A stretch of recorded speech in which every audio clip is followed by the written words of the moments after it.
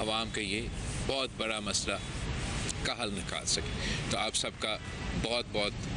शुक्रिया। सदर press club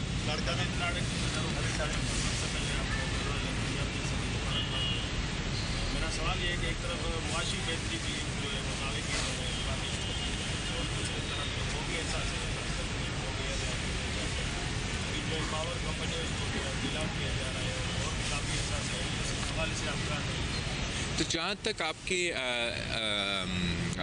मीशत के हवाले से सवाल है, आप बिल्कुल सही कह रहे हो कि हुकूमत की तरफ से ये तरक्की के दावे मीशत बेहतर होने के बातें तो हो रहे हैं। आलमी सतह पे जो पाकिस्तान की मुआशी इंडिकेटर्स है, कागज़ी तौर पे हमारे जो इदारे हैं जो ये चीज़ें देखते हैं उनकी रिपोर्ट तो यही होगा कि पाकिस्तान की मीशत बेहतर चल रही है। अगर पाकिस्तान का मीशत का हमने आई थिंक सवाल ये बनता है कि आपका टेस्ट क्या है कि पाकिस्तान की मीशत बेहतर है। अगर आपका टेस्ट सिर्फ ये है कि आपने पाकिस्तान को डिफ़ॉल्ट से बचा दिया तो डिफ़ॉल्ट से बेहतर तो सूरत हाल है हमारा मुआशी।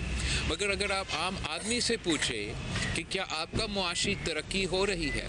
और आप आम आदमी से वो उनके सवाल के जवाब सुने तो फिर मैं समझता हूँ वो बेहतर एक टेस्ट होता है कि मईशत के असल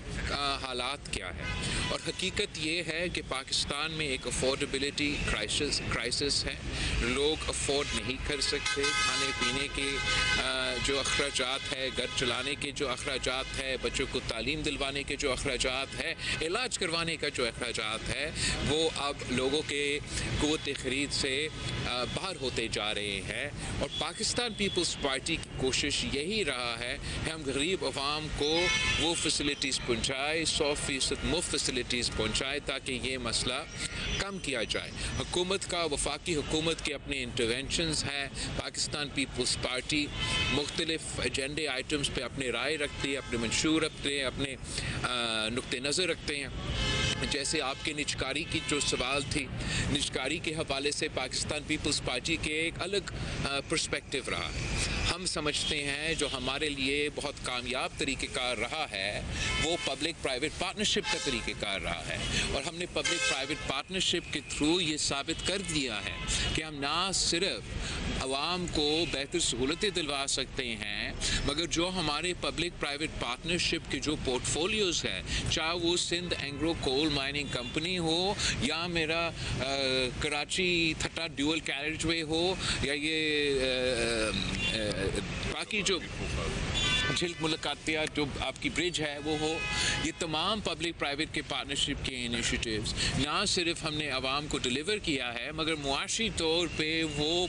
बेहतर परफॉर्म कर रहे हैं। तो वो पाकिस्तान पीपल्स पार्टी का कुछ हमारा नुक्ते नज़र ये है कि हम पब्लिक प्राइवेट पार्टनरशिप को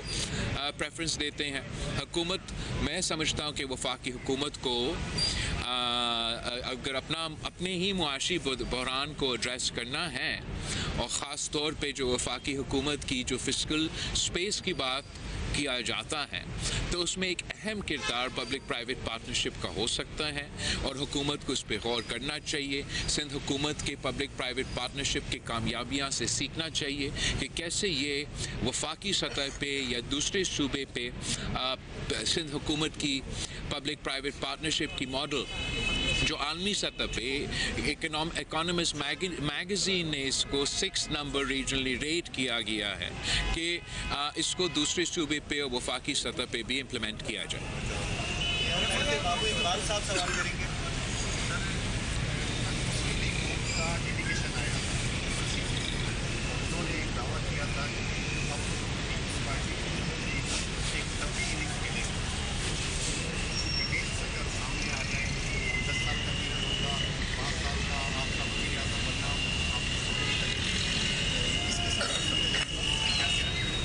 जहाँ तक हम बहुत शुक्रगुज़ार हैं वज़ीर आज़म साहब के, मियाँ मोहम्मद नवाज शरीफ साहब का जो कि नून लीग का कायद हैं कि उन्होंने अपना वफ़द कल भेजा शहीद मोहतरमा बेनज़ीर भुट्टो की जो 18 साल बाद हमारा बरसी थी, उस पर ना सिर्फ वो गरी खुदा बख्श के हमारे पास घर पे आए और वो इस ही के हवाले से आए थे, और इसके अलावा ना कोई सियासी बात हुआ, ना कोई और बात हुई। जहाँ तक लंबी इनिंग्स की बात है, ये तो अवाम फैसले करेंगे। अवाम फैसले करेंगे कि कौन लंबी इनिंग्स खेलेंगे या नहीं खेलेंगे और कौन से कॉम्बिनेशंस खेलेंगे। मैं समझता हूँ, कल मैंने अपने तकरीर में भी कहा कि सियासी जमातों को सियासी रास्ते निकालने चाहिए, और अगर इस पे काम किया जाता है और हम सब मिल के ऐसे माहौल बनाते हैं जिससे सियासत के लिए मज़ीद गुंजाइश निकले, तो ये पाकिस्तान के मफाद में है, पाकिस्तान के अवाम के मफाद में है। जो हमारे इश्यूज़ है, मुआशी मुश्किलात है, कौमी सलामती के सवाल है, ये इनके जो लॉन्ग टर्म हल है वो किसी एक जमात की लंबी इनिंग से नहीं, वो जेन्युइन पॉलिटिकल स्टेबिलिटी से कायम किया जाता है। और उस जेन्युइन पॉलिटिकल स्टेबिलिटी को कायम करने के लिए सारे सियासी क़ुव्वतों को सियासत में जो हमारे बड़े हैं उनको सोचने चाहिए कि हम कैसे और क्या इक़दामात उठाए ताकि हम उस नतीजे पे पहुँचें। करोड़ों साहब नाइब सदर ने प्रेस क्लब के